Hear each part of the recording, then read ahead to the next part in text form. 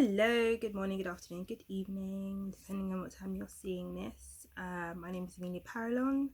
I am a creative. I'm an actress, director, creator of sorts, ex-professional dancer, and yeah, if this is the first time you're seeing my face, and don't know me, some of you may know me, which is great.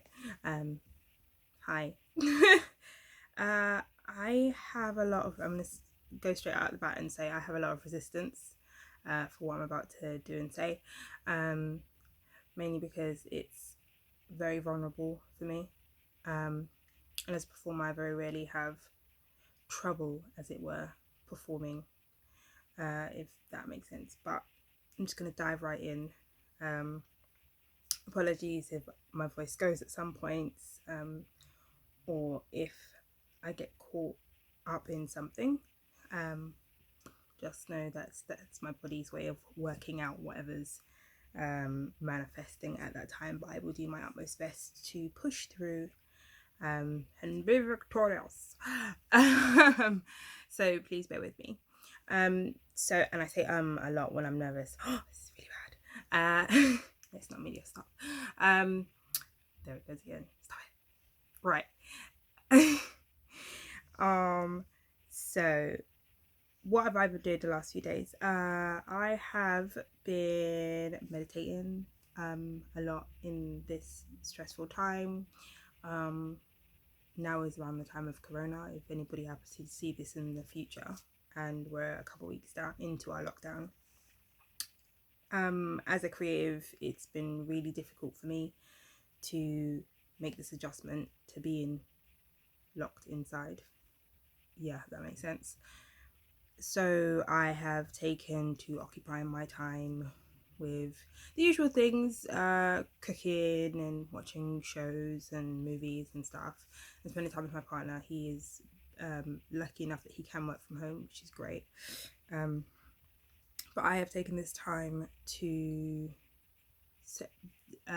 lucky enough, blessings from the universe, I got invited to be part of a collective, a female collective, matriarch collective, and it's about sisterhood and building understanding of connections and ancestry and spirituality and sexuality, and just connected with all it is to be connected to your feminine and your womanhood and your sisterhood as a collective.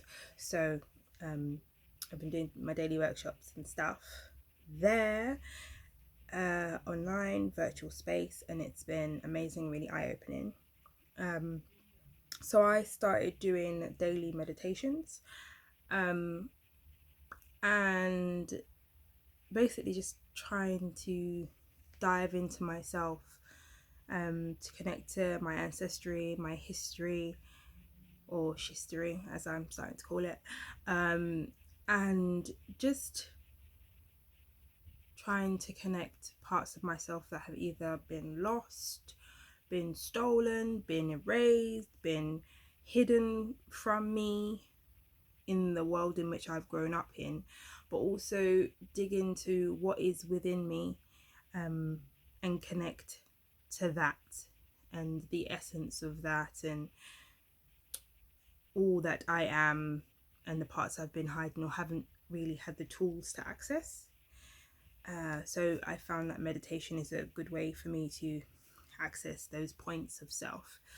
So I have been doing daily meditations, and just talking to my ancestors and asking them to, thanking them for the sacrifices and the lives that they have lived and the things that have gone through for me to be here. I, through meditation, have come to realize I am literally some of my ancestors' wildest dreams. They couldn't even have imagined that I could be here living more or less a free life,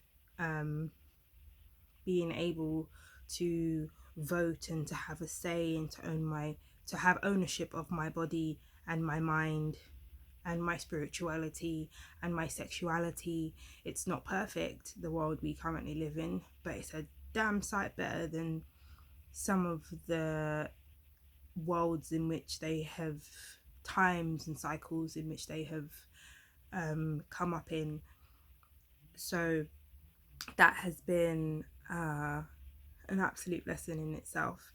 But today in meditation, I realized a little while ago that I was in meditation for probably about 2.5, 3 hours. It didn't feel that long when I was in it. It felt like I was in there for a while, but I didn't feel like it was that long until I stood up and went, oh, okay. And I realized hours had passed. And during meditation today, I was given a story, and I wrote that story down in my little book. And I would love to share that story with you. It is quite, no, I do that, don't I? I cut myself off sometimes, and it's something I need to really start looking at. And I cut my power. Yeah, it's something I really need to start looking at in general. But I will say, yes, it is a very in-depth story from what I remember of writing it. I can't remember all the ins and outs of it, and I haven't read it back, so sometimes I may have to pause because it's me trying to understand my own handwriting. So please bear with me. And yeah, I'm just gonna dive right in, and I hope that this brings entertainment to you, and if nothing else, entertainment. But I hope that for some it may resonate with you, and possibly, I don't know, plant a seed of something, or it may remind you of something of your own story. And yeah, because this writing it, having it come through me from higher to paper, it felt like this is a story that's been given to me specifically in this moment, but it's not my personal story. It's not a story for me to hold to myself, if that makes sense. It's a story to be shared and to be connected with. So yeah, thank you. I'm just gonna, okay, so I've got all my ideas from other things in here. So this is the story given to me. Well, I'm just going to write all of what I got today for meditation. I am from an unbroken line of women through history. There was love, pain, hurt, joy, hard times, victories, but above all there was knowledge and sacrifice, and lots of it, especially in the last 3,000 or so years. Matriarchic societies have existed through time, but have been destroyed due to fear, greed, and power. There once was a woman called Havana. She was very powerful. She understood life and was connected to all around her, the plants, the animals, the elements. She communicated with them, kind of like what we see in Cinderella. There's a hint to that, where she can talk to the animals and they communicate and they connect, and they essentially create their own ecosystem.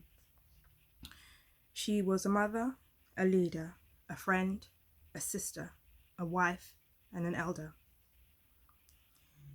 She could often be heard telling stories of growth and power, especially to the children and the women of the town and the village. She believed women are the bringers of love, of creation, of life and growth. Women are gifted with divine power and knowledge, And it was our responsibility to share that knowledge and build communities and inspire, support, uplift, as so people would always be connected to each other and the divine within us all and around us would live on. It was not for us to push, but to lead by example, to educate by just being and allowing that space for people to reach out and ask. That is how she led through life. The community that she was part of was thriving, and everybody lived in abundance. Havana was an elder in the village, and the village's core foundations were love, respect, and compassion. With those core beliefs at the center of all they did, the village was magical. Beautiful place to be. One rainy day, word came that a war had broken out some villages away, and the elders were called into a meeting. There were many discussions about how to fortify the village and against these invaders, these intruders, these people coming to get what was theirs. Havana and the other female elders remained quiet throughout many of these discussions. And when the men had exhausted their voices and their energy, the women said their goodbyes and promised to return within 24 hours with knowledge and insight. The women gathered in the woods. They found a clearing. They lit fires, they released themselves of their clothes, they cleansed themselves in the nearby spring. They danced, they sung, they chanted, they circled and connected. They sought guidance from the ancestors. They sat and they communicated with the earth, with the elements, with the plants, with the animals, and they did this with each other for 12 hours. They slept by the fires. And the following day, they returned to communicate with the other elders.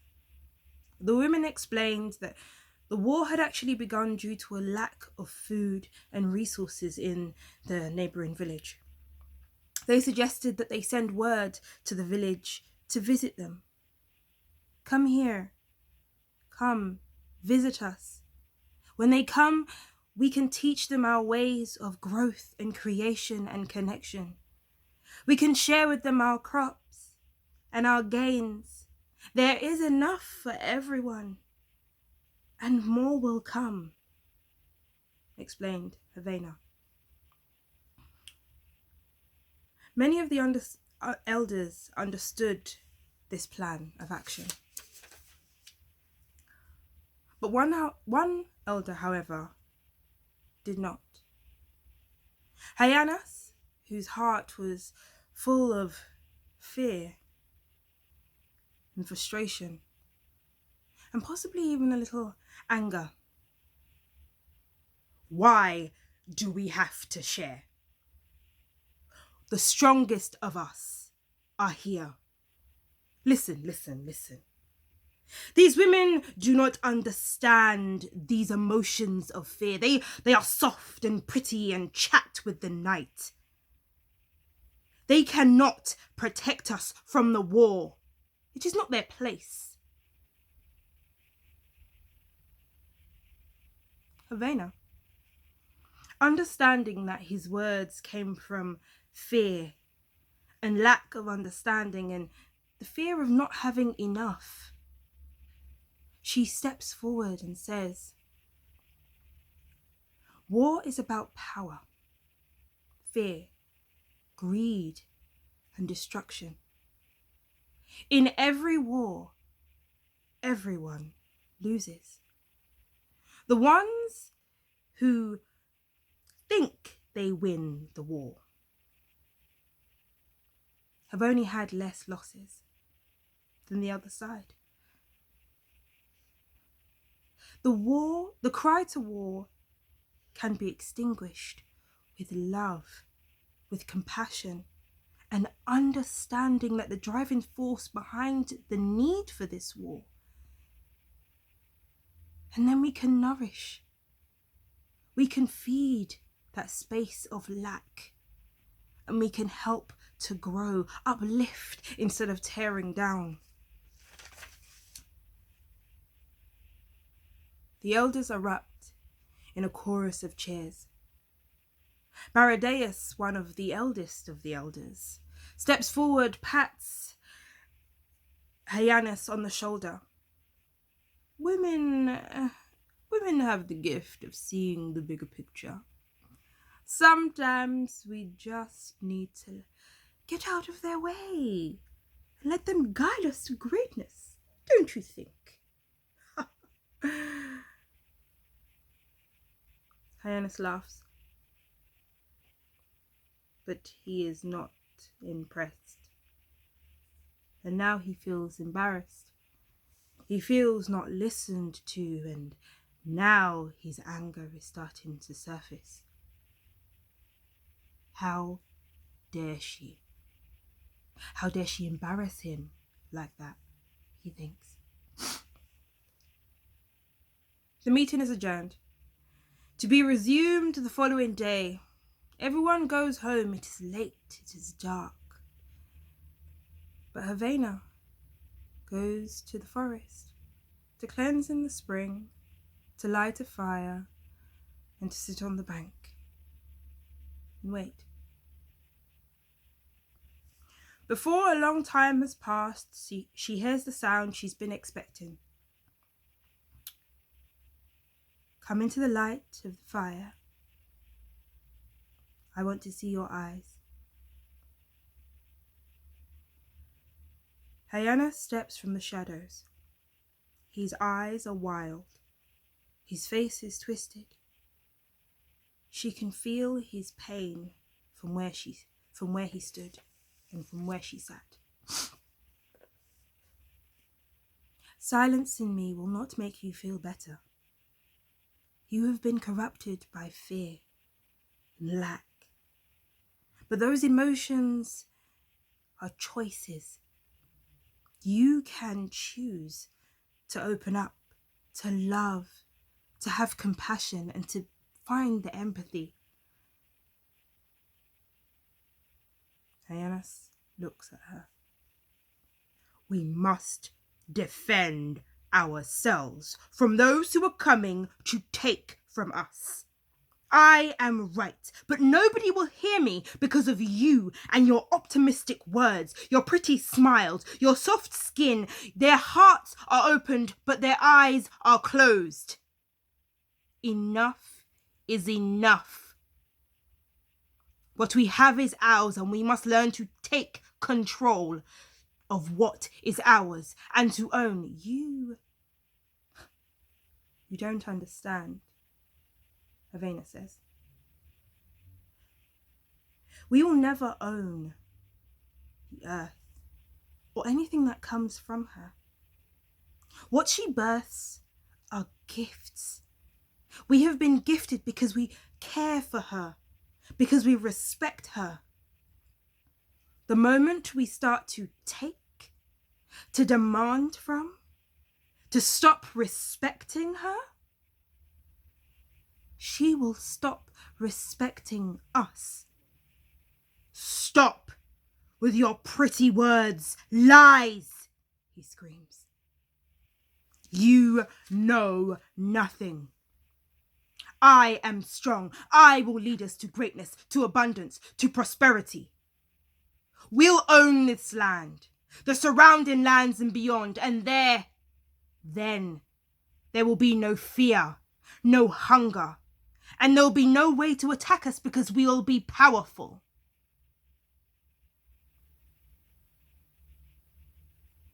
Havana stands.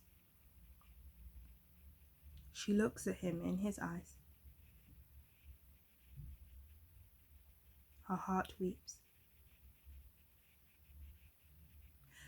those who seek power through the ownership of others will never truly be powerful.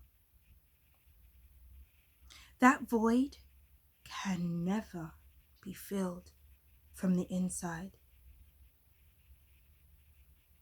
With that, she steps backwards into the water. A second later, the arrow pierces her heart.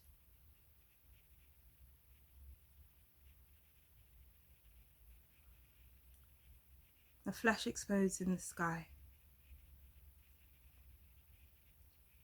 The star has just died. He lowers his bow as he watches her fall. Nature lovingly embraces Havana. The waters carry her upstream. The animals gather on the bank and witness and pay respect. Plants bend and kiss the water as she floats by. She floats for days, perfectly, peacefully, through many lands. Her body finally hits a cove where 5 women are waiting to receive her. She is lifted from the waters. The arrow is removed from her heart. She is placed in a clearing and surrounded by flowers. For 24 hours, the 5 women sing, dance, chant.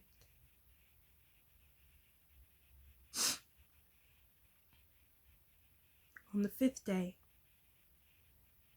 she is redressed and returned to Mother Earth. In the time past, a series of things has happened. The moment Havana was struck down, the women in the village were bolted from sleep and began to chant, asking the ancestors for safe passage. They did this till the break of day. At first light, they packed what they could carry, gathered the children, and made their way to the entrance of the village. The men of the village gathered in confusion. Agathea steps forward to address the growing crowd. Our sacred bonds have been broken. What is done cannot be undone. When fear and lack are heading and guiding the way, possessing and collecting, greed will consume all. A new cycle has begun, and it will last a few millennia, consuming almost everything in its path. It will evolve. It will reinvent itself, but the patterns will continue on and on and on until we reconnect. Until communities build communities.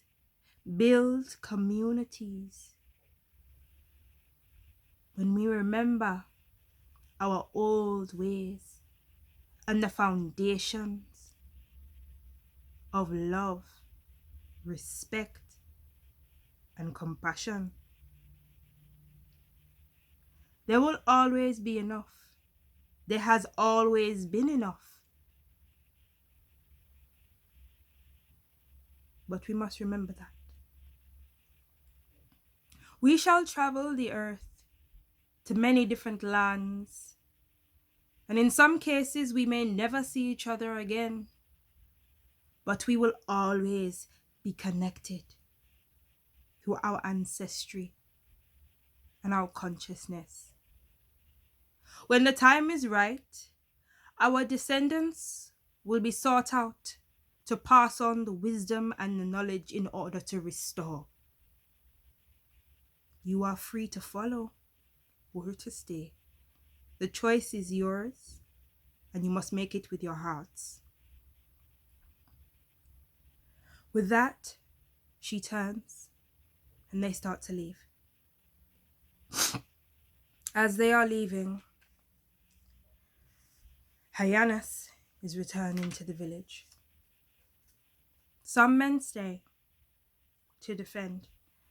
Others join the women and the children on their journeys to the unknown. Hyannis leads them to a win over the invaders. Those who survived are taken prisoners. Soldiers are converted, and the women are used to breed children. Within 10 years, Hyannis and his giant army have conquered many lands, far beyond his wildest dreams.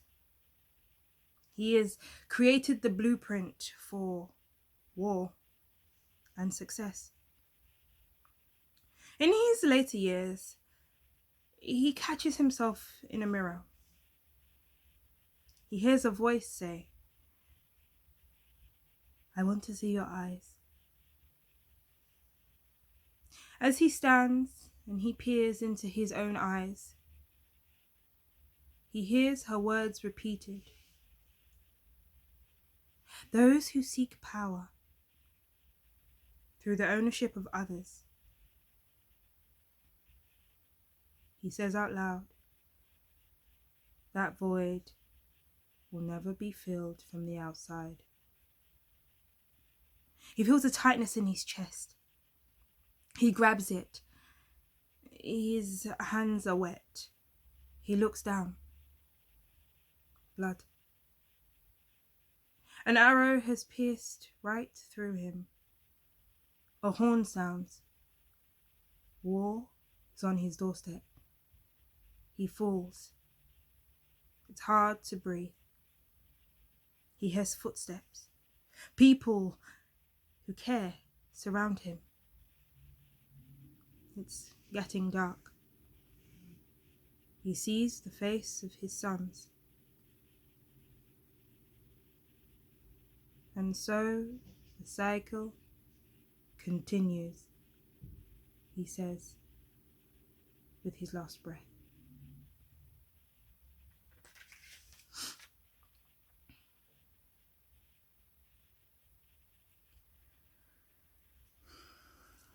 Our stories are rich and vibrant, filled with everything that makes us beings of this earth. Our stories should be shared.